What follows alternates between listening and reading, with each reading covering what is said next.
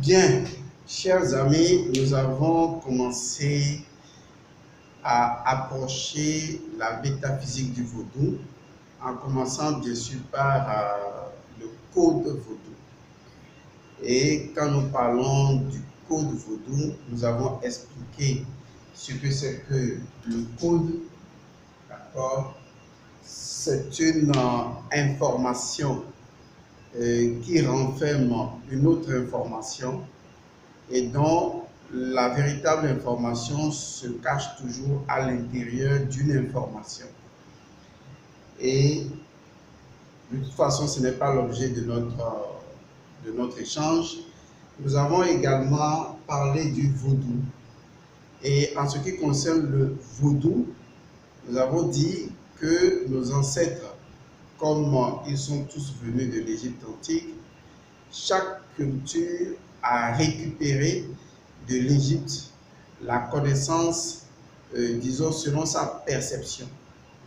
Mais quelles que soient les cultures africaines, aussi différentes soient-elles, elles parlent le même langage, même si ce n'est pas la même langue, elles parlent le même langage parce que ce langage est un langage codifié, un langage métaphysique, de la métaphysique africaine codifiée et donc facile à comprendre pour des Africains. Et nous avons décidé de comprendre ce que veut dire le mot vaudou. Et nous avons fait l'exercice de son écriture de plusieurs façons. Et je crois que ce n'est pas fini. Il y a plusieurs écritures qu'on peut en faire. Nous avons dit qu'on peut l'écrire avec V-O-D-U. On peut l'écrire également avec, disons, V-O-D-U tout simplement, même si c'est avec D-O-U aussi. On peut l'écrire également avec W, vous voyez, d'accord, parce que des fois le W devient aussi un V dans les langues africaines. Donc on peut faire un W et l'écrire. On peut l'écrire même avec un W, DW. Parce que en fait, ce qui importe pour l'Africain pour l'Africain qui comprend que la tradition africaine est une science de l'oralité, eh bien, ce qui importe le plus, c'est le B, le verbe, le son. Et donc, dans le son, on a le son vo, dou.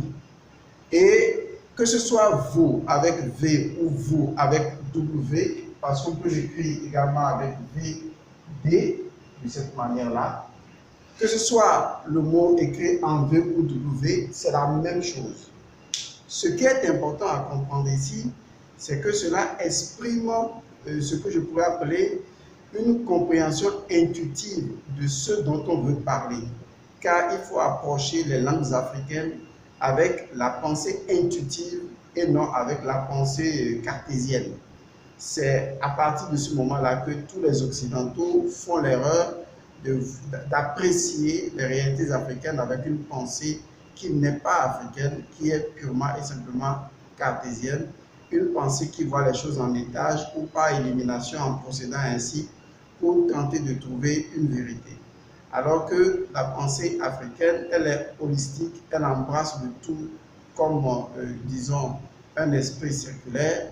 Et à partir de ce moment, quand on entre dans la métaphysique africaine, on comprend mieux l'esprit derrière les mythologies africaines. Et souvent, beaucoup de personnes y voient des confusions. Même quand on parle de le vaudou, il y a tellement de divinités qu'on voit beaucoup de confusions, alors qu'en réalité, pour l'esprit africain, c'est très facile à comprendre. Donc, que ce soit vaudou ou vaudou, c'est la même chose. Ça exprime une pensée intuitive, une métaphore, une allégorie qui veut dire simplement ouvrir. Ouvrir veut dire également liberté, libre, infini, illimité. Et doux, qui veut dire simplement se rassembler également. Ça peut signifier la même chose, se rassembler. On le retrouve dans Edou. Edou, ça veut dire se rassembler ou dans d'autres langues africaines justement. Mais c'est ramener à un point. C'est également le principe de l'unité en fait. Et on peut trouver dans le mot vaudou, on peut trouver par exemple ce que je vais appeler une devise. On peut avoir le mot de la devise. la devise ici, comme on a vaudou, ce qui veut dire libre, on peut avoir comme devise liberté. Vous voyez, on peut avoir comme devise liberté. Et après la liberté, on peut avoir comme devise unité. Vous voyez, on peut dire liberté, unité. Et c'est l'ensemble de ces éléments-là qui va créer ce qu'on appelle l'interaction ou le roux en égyptien. On verra ça après. Simplement, on peut qualifier comme état travail. Donc, en métaphysique, on va dire activité. Vous voyez, on va dire activité ou mouvement, si vous voulez. Mais dans un jargon simple, on peut retenir même ceci de façon élémentaire comme étant une devise. Pas forcément la devise du vaudou, mais on peut retenir ça comme une devise d'un pays, d'une tradition culturelle ou d'une cité, ça dépend, en disant liberté, unité, travail. Vous voyez, souvent, je ne sais pas s'il y a des pays qui ont cette devise-là, mais vous voyez, si on comprend mieux, on peut savoir ce que ça veut dire. C'est liberté, unité, travail. Voilà. Ça sonne bien, en fait, selon moi, hein, ça sonne bien, parce que pour moi, il faut que les esprits soient libres. Ce n'est pas ce que fait aujourd'hui la colonisation. C'est rendre les gens esclaves, donc il n'y a pas d'unité, donc le véritable travail n'existe pas. Un travail qui permet à l'homme de revenir à la liberté, mais également de se transcender. Or, quand on parle de la liberté et qu'on revient à l'unité, eh bien, le travail se fait de façon plus efficace. Ça, c'est juste une parenthèse que j'ai voulu créer pour vous montrer que dans notre tradition africaine, on peut retenir, même pour la devise du pays Afrique, on peut retenir ça, ou on peut retenir des choses qui sont dans ce sens-là, parce que cela incarne l'esprit vaudou même dans sa totalité. Et comme je le dis, le mot travail peut être activité, ça peut être mouvement, ça peut être démonstration, mais quelque chose qui permet d'avancer. Voilà, ça peut être adaptation, par exemple, tout dépend. Mais travail, ce n'est pas mauvais, d'accord? Même si étymologiquement, on n'aime pas trop le sens du mot travail, en métaphysique, on comprend qu'il s'agit donc de l'activité et la réalité elle-même se met en activité. Bon, comme je le disais tantôt, je ne vais pas tergiverser là-dessus. Donc, nous avons expliqué que vaudou, c'est tout simplement une chose à la fois ouverte et fermée. Et quelle est cette réalité qui peut être à la fois ouverte et fermée? Eh bien, les ancêtres l'ont, disons, l'ont imagé sous la forme du serpent qui se mord la queue, qu'ils ont appelé, que nous appelons en français les haines, d'accord? Mais qu'en égyptien, on va tout simplement appeler Mien, comme un Y en fait. D'accord? Alors, c'est l'ouroboros, le serpent qui se mord la queue. Et parce que le serpent se mord la queue, on voit que nous sommes dans une situation de alpha et oméga. D'accord? Dans une situation de alpha oméga, c'est-à-dire le commencement et la fin, ouverture, fermeture. Et d'accord? Donc, on peut aller plus loin. On peut voir dedans le yin et le yang. On peut voir l'intérieur et l'extérieur. On peut voir ce qui est et ce qui n'est pas. D'accord? Même la philosophie que ce soit l'existentialisme ou l'essentialisme, ça constitue ce qu'on appelle le vaudou en réalité. Donc, il faut aller plus loin que ce que je suis en train de vous expliquer et ne pas se limiter à ce que j'ai dit et critiquer. Parce que souvent, les Africains, ils aiment se manger entre eux en se critiquant, alors qu'il faut aller naturellement dans la profondeur de ce que l'autre a dit. Même si nous avons toute une journée pour faire cette vidéo, on ne cessera jamais d'approfondir totalement. Mais ce que vous devez comprendre, c'est que j'ai déjà ouvert le boulevard et c'est à vous d'aller chercher au-delà. Parce que dès qu'on vous dit que c'est quelque chose à la fois ouvert et fermé, vous comprenez déjà que ça peut se lier à n'importe quelle dimension, que ce soit la dimension politique, économique, sociale et à la vie de tous les jours. Et une personne dont l'esprit est à la fois ouvert et fermé, je dis bien une personne dont l'esprit est à la fois ouvert et fermé, on dit de cette personne-là que c'est une personne qui emprunte la voie médiane, la voie du juste milieu. Et c'est ce qui va nous permettre de sortir de ce qu'on appelle la dichotomie du bien et du mal. Parce qu'aujourd'hui, l'Afrique vit ce que j'appelle la dichotomie du bien et du mal. On nous a tellement inculqué à l'esprit qu'il y a des choses que les gens connaissent qui sont bonnes et il y a des choses qui sont fondamentalement mauvaises. En Afrique, on n'avait pas cette pensée-là. Parce que pour nous, il n'y a rien d'absolument mauvais, il n'y a rien d'absolument bon. Parce que si vous suivez même les mythologies, vous verrez que Seth, qui est considéré comme étant Isfet, le désordre, le contraire du Djet, Seth souvent devient l'ami même de Ré. Vous voyez, Seth devient l'ami de Ré pour combattre, comme contre par exemple le serpent Apophis. Et Seth intervient également généralement dans l'agriculture pour aider, pour accompagner, sous le symbole de l'âne.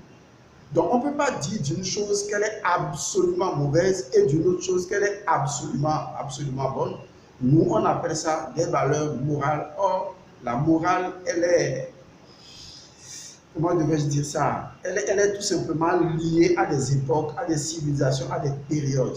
Mais quand on parle de la Mahat, on parle généralement de l'éthique cosmique, de l'éthique universelle. Mais on va y revenir en un peu plus loin. Donc, ce qui nous intéresse, c'est de comprendre que lorsqu'on parle du vaudou, on parle en général de l'Ouroboros. Ouroboros, ça veut dire le serpent qui se mord la queue. D'accord? Ouroboros, le serpent qui se mord la queue, expliquant ainsi que nous sommes en face d'une chose à la fois ouverte et fermée. Ça, on a déjà compris. Nous avons également compris que cet Ouroboros-là représente le Noun, qu'on peut encore écrire sous la forme de nous, d'accord, ou nous, ça dépend de chacun, mais c'est le nous qu'on appelle généralement l'océan primordial. Donc cet océan primordial à la base de tout est justement ce qu'on appelle le vaudou. Et ça, c'est très important à comprendre. C'est véritablement important à comprendre parce que le vaudou, si on doit remonter à son origine, à son originalité même, c'est exactement ça. C'est tout simplement l'Ouroboros. Une chose à la fois ouverte et fermée. Et on sait très bien que dans l'océan primordial qu'est le Noun, il y a les principes actifs ou les principes premiers de toutes les choses qui existent. Car c'est ce qu'on pourrait appeler généralement, excusez la réduction du tableau, je suis obligé de fermer, c'est ce qu'on pourrait appeler généralement le tout. Vous voyez, ce qu'on pourrait appeler généralement le tout. Alors, le tout n'est le tout que lorsque le tout contient tout et qu'en dehors du tout, il n'y a rien d'autre que le tout. Et cet océan de vie, où l'englobant tout, représentant le serpent qui se mord la queue, ceci n'est pas une délimitation. Il faut le comprendre, ceci n'est pas une délimitation, non. C'est tout simplement que le serpent qui se mord la queue nous montre que même dans le nous, dans l'océan primordial, qui pourrait être considéré comme étant un océan chaotique, n'est pas chaotique. Car le chaos possède en lui-même son ordre qui est incompréhensible pour nous.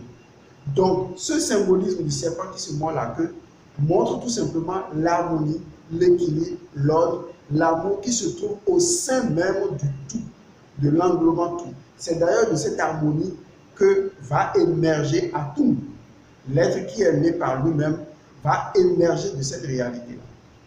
Alors, l'autre élément qu'il faut comprendre, c'est que nous sommes en face d'un océan.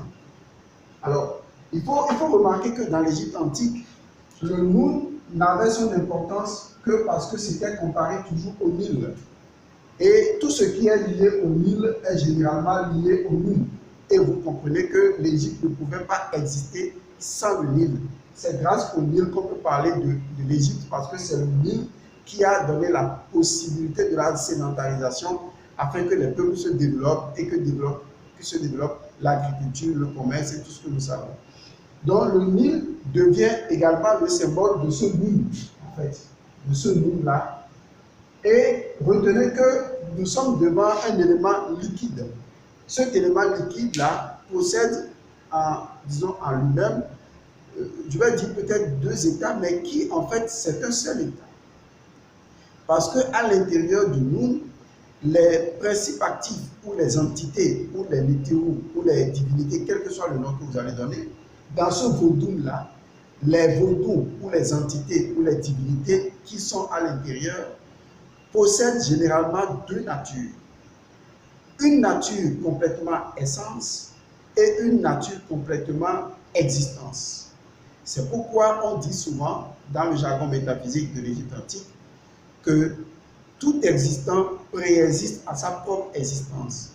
Ce qui veut dire que dans le nous se trouve une réalité à la fois essence-existence, parce que le nous-même est constitué d'une réalité à la fois essence-existence, comme si le nous est une réalité à la fois virtuelle et réelle.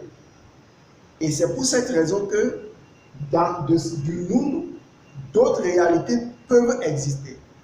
Et les divinités qui sortent du nous, vous les verrez, c'est des divinités souvent à tête d'animaux et à corps humain. Parce que justement, ce sont des principes de la nature. Ce sont des unités de conscience de la nature. Ce sont des unités de conscience dont la nature essentielle est voilée, donc portant un masque, et l'autre partie agissant est donc révélée. Et c'est ce qui est important à garder. Mais ce qui va être encore plus intéressant, c'est le symbole du liquide, c'est le symbole du Nun. Comme je l'ai dit tantôt, le Nil représente le Nun, ou le Nun représente le Nil, ce que vous voulez. Mais pour la pratique du vaudou, le vaudou ira encore plus loin, parce que le vaudou constitue, disons, l'ensemble des caractéristiques fonctionnelles de ce tout. Alors, le vaudou ira plus loin en disant simplement que quand on prend un être humain, eh bien, le Nun ou le Nil est également à l'intérieur de l'être humain. Et généralement, c'est le sang. Parce qu'on ne peut pas parler de l'être humain sans le sang. Ce n'est pas possible. Et si nous parlons de l'être humain avec le sang, c'est qu'il y a une correspondance entre le sang et le Nil. Il y a une correspondance entre le sang et le Nil. C'est très important à savoir. Il ne s'agit pas ici d'une question de couleur. Il s'agit simplement d'une question de liquide. Pour démontrer que nous sommes nés du sang. Nous sommes nés du caillot du sang. Donc tout ce que nous sommes provient du sang. Et ceci va être une réalité très déterminante pour le vaudou. Parce que la plupart du temps, lorsque les Africains sont en face de leur tradition qu'est le vaudou, la seule chose immédiate qui les rebute, c'est justement le sang. Parce qu'ils ne comprennent pas pourquoi est-ce que dans le vaudou, naturellement, on doit forcément faire intervenir le sang. Il faut que vous compreniez que le sang en lui-même déjà est un symbole matériel non seulement du vaudou, mais également du nous. Donc on peut dire que le sang dans sa métaphysique n'est rien d'autre que le nous. Le sang dans sa métaphysique n'est rien d'autre que symboliquement le vaudou. Parce que le sang en nous représente justement l'Ouroboros. Car la vie naît du Nil, la vie naît du sang, la vie naît du Nun. Ce sont des parallélismes qu'il faut savoir faire en métaphysique. Donc nous avons déjà en nous le Nil, nous avons déjà en nous le sang, nous avons déjà en nous le symbole même du vaudou.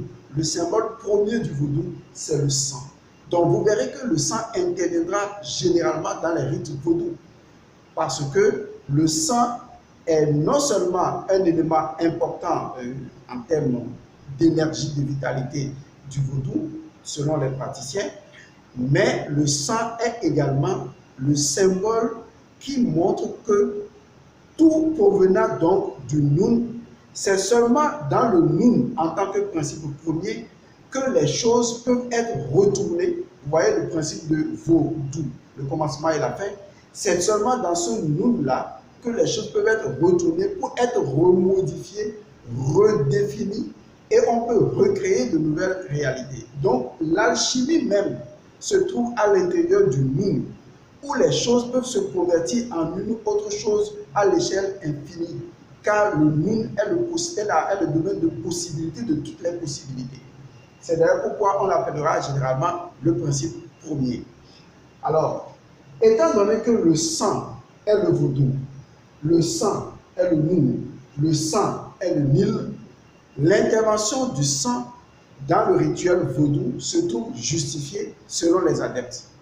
Mais pour nous qui sommes métaphysiciens, nous savons qu'il n'est aucunement nécessaire de faire couler du sang Pour que vaudou, d'accord, je vais le dire autrement pour que ce soit plus clair, d'accord, il n'est nullement nécessaire de faire couler le sang pour que le vaudou, d'accord, qui en réalité n'a pas besoin de sang, d'accord, puisque ce sont les vaudous qui ont besoin du sang.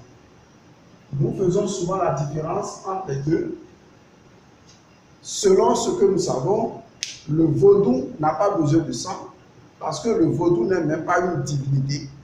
Le vaudou n'est même pas une entité. Le vaudou n'est même pas ça. Le vaudou est plus que ça. D'accord? Le vaudou n'est pas une entité, ce n'est pas une divinité. Définir le vaudou comme une divinité, comme une entité, non. Définir le vaudou comme une pratique religieuse, non.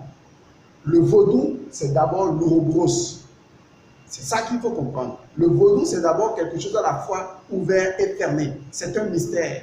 On ne peut pas saisir cela avec les données cartésiennes du mental. Non. Donc, on ne peut pas verser du sang au vaudou. Le vaudou ne peut pas avoir besoin du sang. Parce que le vaudou est le sang. Si on se réfère au fait que le sang est le Noun, un symbole donc exactement du Nil égyptien, d'où la vie a émané. Les choses sont assez claires. Maintenant, les vaudous, on peut dire que c'est souvent ce qu'on pourrait qualifier de nétéros, c'est-à-dire les nétères, les divinités, les dieux. Ce qui est sorti du Noun, ce qui est sorti du vaudou primordial, ce sont les vaudous. Et selon les caractéristiques précises des vaudous ou de chaque vaudou, il sera nécessaire, disons, d'utiliser des éléments qui lui sont appropriés. Car à partir du moment où on a les vaudous, c'est que chaque vaudou se distingue d'un autre vaudou.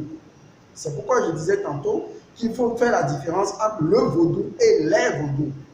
Donc dans les vaudous, chaque vaudou est différent. En ce moment-là, on peut concevoir un vaudou comme une divinité, comme une entité. On peut l'approcher selon les rites qui lui sont propres. Car les rites dédiés à un vaudou ne sont que les caractéristiques propres de ce vaudou qui permettent à ce vaudou d'être ce qu'il est en tant que principe. Or, vous ne pouvez pas approcher un vaudou ou un principe du grand principe, quel que soit le principe, vous ne pouvez pas l'approcher si vous ne connaissez pas ses fonctionnalités, ses caractéristiques, son comportement. Donc l'ensemble, d'accord, des rites ou des rituels, l'ensemble des cérémonies convenables à un vaudou ou à une divinité ou à un principe, l'ensemble de ces éléments ne sont que, disons, la manifestation ou l'extériorisation des propriétés, d'accord, des propriétés de cette divinité ou de ce vaudou, lesquelles propriétés nous permettent de joindre justement ce vaudou-là. Car je l'ai dit dans une de mes vidéos passées, est-ce qu'à partir des propriétés d'un élément, on peut créer l'élément?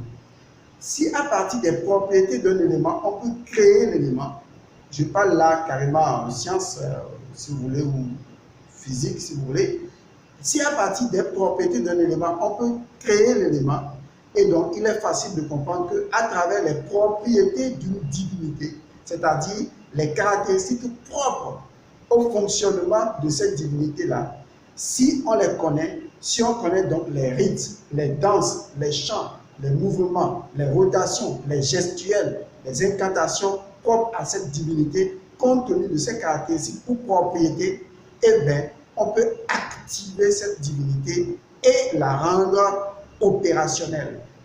C'est pourquoi je disais dans mes émissions passées que le vaudou constitue l'aspect, disons, fonctionnel même du Mao, l'aspect fonctionnel de cette réalité qu'on appelle Mao l'inaccessible. Mais vaudou n'est pas Mao. D'accord? Vaudou n'est pas Mao à proprement parler. Alors, comme je comprends maintenant les vaudous et que je sais que vaudou, c'est un mystère et que les vaudous ne sont que les divinités ou les principes infini qui se trouve dans le vaudou universel ou l'Ouroboros, et que chaque divinité étant distincte d'une autre divinité possède donc des caractères, des caractéristiques ou des propriétés qui lui sont propres, et que la maîtrise de ces propriétés-là me permet de reconstituer de façon symbolique cette divinité-là et de pouvoir l'adorer à travers ses propriétés, me connectant ainsi à travers ses propriétés à cette divinité. Je suis non seulement en train de pratiquer la religion, disons ce qu'on appelle la culture, mais je suis également en train de pratiquer de l'alchimie, car je peux non seulement déconstruire et reconstruire et passer à travers ce courant d'énergie pour faire vivre une divinité à travers un objet, à travers, comment on appelle, un individu, à travers des tam-tams, à travers, parce que je maîtrise les noms premiers, d'accord, du comportement ou du fonctionnement de la divinité. Ok. Alors, le sang, comme je le disais tantôt, étant un élément fondamental, il représente non seulement le Noun et le Nil, mais il représente où il est en tant que Ouroboros, parce que le sang est également Ouroboros. Vous allez voir que le sang, si on devait vous voir comme un continent, le sang qui circule à l'intérieur de vous est un peu comme le Nil. D'accord? Sans le sang, vous ne pouvez pas vivre. Donc, le sang a un rapport direct avec le vaudou. Le sang a un rapport direct, incontournable avec le vaudou. C'est pourquoi les anciens qui le savaient que c'est seulement à travers le sang qu'on peut toucher les vaudous. Parce que les vaudous étant nés du vaudou, c'est-à-dire le sang, vous voyez, donc du Nil ou du Noun, ils savent que les vaudous ne se nourrissent que du vaudou. Or, le symbole du vaudou, c'est le sang. C'est l'Ouroboros, c'est le Noun, c'est le Nil. Donc pour eux, les vaudous ne doivent pas être déconnectés du vaudou primordial. Si les vaudous sont déconnectés du vaudou primordial, il y a un problème. Car nous avons ici le vaudou, d'accord, qui est l'incompréhensible. Et là, nous avons les vaudous, d'accord. Alors, il ne faut pas qu'il y ait déconnexion. Pour qu'il n'y ait pas de déconnexion, il faut que les vaudous soient toujours nourris par le vaudou. Or, ce qui nourrit les vaudous, c'est le vaudou. Le symbolisme du vaudou premier ou de ce mystère, c'est le sang. C'est l'Ouroboros, c'est le Noun. Et donc, le sang devient l'élément magique. D'accord? On l'appelle Alkaest, l'élément universel, magique, qui connecte le vaudou, d'accord, en tant que lui-même déjà l'Ouroboros, à tous les vaudous. C'est pourquoi les anciens vous diront que vaudou en Houénon, c'est-à-dire le vaudou ne boit que du sang. Mais ce qu'ils doivent savoir, c'est que le Nil n'est pas le Noun, même si le Nil est une représentation du Noun. Le Noun, c'est le principe, le tout, ou l'Ouroboros si vous voulez. Le vaudou, c'est le Noun, mais c'est également le Nil. Mais le Nil n'est pas le vaudou, parce que le Nil n'est qu'une représentation du vaudou. De la même manière, le sang représente le vaudou, mais le sang ne représente que le vaudou, mais n'est pas en fait le vaudou lui-même. Donc il est clair que, étant donné qu'un élément ne représente que de façon symbolique la métaphysique même de la nature de ce dont nous sommes en train de parler, il est à savoir que on peut également utiliser d'autres liquides autres que le sang, mais qui soient toujours une représentation du vaudou. Car en réalité, le pouvoir ne réside pas spécialement dans le sang. Non. Le pouvoir réside dans la représentation du sang ou la représentation que le sang a vis-à-vis donc du vaudou. C'est vrai que ce n'est pas une représentation aléatoire. Et c'est ça l'élément le plus important. Ce n'est pas une représentation aléatoire. On ne va pas se mettre là à dire, bon, choisissons tel liquide, ça représente le Noun. Donc ça représente le vaudou. On n'a pas besoin de tuer les animaux, de faire des sacrifices humains. Sachez qu'avant, les gens faisaient des sacrifices humains et trouvaient que c'était normal. C'est ça le problème de la morale. D'accord. Okay. Donc, il faut trouver un liquide ou un élément aqueux dont, je dis bien, dont les propriétés sont dans leur fonctionnalité symboliquement identiques au Noun ou au Vodou. C'est cet élément qui peut remplacer le sang. C'est justement la difficulté de trouver cet élément qui a amené les Bokono à n'utiliser que du sang, de passer du sang humain et d'arriver aujourd'hui au sang des animaux. Alors que le sang n'est pas obligatoire. Il y a d'autres éléments que nous connaissons parfaitement qui peuvent remplacer le sang. Et sans verser un seul sang, vous pouvez rendre un vaudou actif. Je dis bien un vaudou, je ne dis pas le vaudou, puisque le vaudou, lui, c'est un mystère. Vous pouvez rendre un vaudou actif, puisque l'activité d'un vaudou n'est possible que lorsque ce vaudou se reconnaît dans sa connexion avec le vaudou, avec le grand mystère que constitue le vaudou. Or, ce qui maintient les vaudous à l'intérieur du vaudou, c'est le vaudou lui-même. Le fait que c'est un liquide, les éléments sont dedans. Il est à la fois le contenu et le contenant. Donc il maintient et il crée et recrée en perpétualité les vaudous, d'accord, les vaudous, grâce à sa propre nature ou à son sang. D'accord. Or, le sang là, c'est le Nil. Le sang là, c'est le Noun. Et c'est encore lui. Car les propriétés d'une chose sont la chose. Et c'est ce qui fait que le tout est le tout. C'est ce qui fait que le vaudou est vaudou. Et c'est ce qui fait que le vaudou est un mystère. J'espère que vous avez compris un traitement de ce que j'ai dit. Parce que j'ai voulu soulever la question du sang pour que déjà votre esprit soit préparé aux autres vidéos pour comprendre que, et je le répète, le sang n'est pas obligatoire. Car nous avons évolué de l'utilisation du sang humain. Nous sommes aujourd'hui arrivés au sang des animaux, mais le sang même des animaux n'est pas obligatoire. Il faut simplement trouver l'élément dont les propriétés sont identiques au vaudou primordial et c'est tout. Cet élément peut remplacer symboliquement, d'accord, le sang dont vous croyez avoir besoin pour pouvoir faire agir les vaudous. Bien, je pense que tout est dit pour cette vidéo. J'espère qu'il y a encore beaucoup à dire, mais le temps nous a fait défaut. On reviendra sur les prochaines choses à élucider. Cela vous permettra de mieux approfondir la connaissance de vos ancêtres et il s'agira pour nous, pour la prochaine fois, la prochaine étape, ce sera de parler des mânes de nos ancêtres pour qu'on puisse enlever également les erreurs à ce niveau.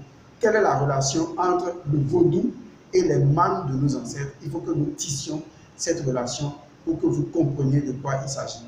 C'est en cela que les Africains peuvent retrouver totalement leur identité.